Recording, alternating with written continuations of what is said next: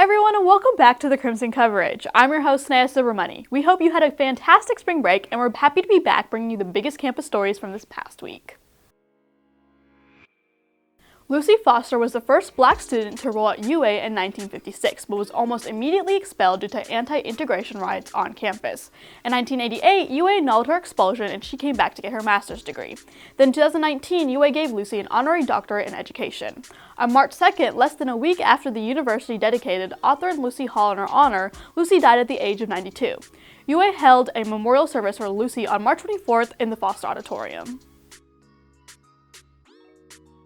Laura Norris, a college lifestyle influencer and UA junior, has more than 250,000 followers on social media and is using her platform to shed light on domestic abuse. Norris has a line of merchandise, the Radiant collection, that is meant to raise awareness to domestic violence. Norris said she grew up in a home where domestic violence was common and did not have a model for her own relationships. When asked about the collection, she said, "This can happen to anyone. It's not just someone hitting you.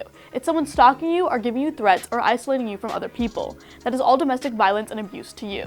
The collection features the words radiant, worthy, and strong, and purple, the color for domestic violence awareness, and yellow because her abuser did not allow her to wear yellow.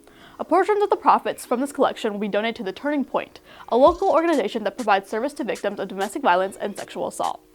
The Culture Desk took a look at a small sample of what Theater Tuscaloosa has to offer. Recently, Theater Tuscaloosa and Shelton State Community College presented the dramatic comedy On Golden Pond, written by Ernest Thompson and directed by Paul K. Looney. The play ran from February 25th to March 6th at the Bean Brown Theater on Martin campus of Shelton State Community College. The show tells the story of Ethel and Norman Thayer, an elderly couple who visit their New England summer home and face the reality of growing old, and the relationships they have developed in the past 48 summers on Golden Pond. Theater Tuscaloosa's On Golden Pond was a nostalgic escape that was sure to leave a smile on your face and a tear in your eye. Alabama Gymnastics finished second at the SEC Championship in Birmingham with a score of 197.825. With their 11th SEC Championship win, the Florida Gators broke the tie with Alabama for the second most titles in conference history. Entering the championship as the lowest seed in Session 2, Alabama was the defending champion. The Tide had gained momentum from back-to-back 198-plus totals in the two meets before the championship, but the defending champions faced adversity throughout the night and couldn't overcome the Gators' historic night.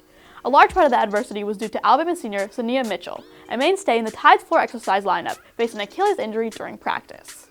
The men's basketball season came to a close with a disappointing 78-64 loss versus Notre Dame. The game certainly seemed to be heading in a bad direction after guard Javon Quinterly went down with only 3 minutes in. Poor shot selection, lazy passes, and the inability to defend all sealed the Crimson Tide's season.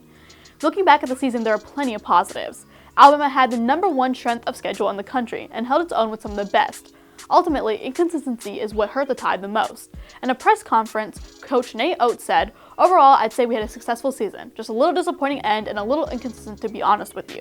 And the inconsistencies bothered all of us. All the fans were annoyed, and the coaching staff and the players were annoyed as well." Thanks for watching. For full versions of these stories, be sure to check our website. We'll be back next week with more campus updates.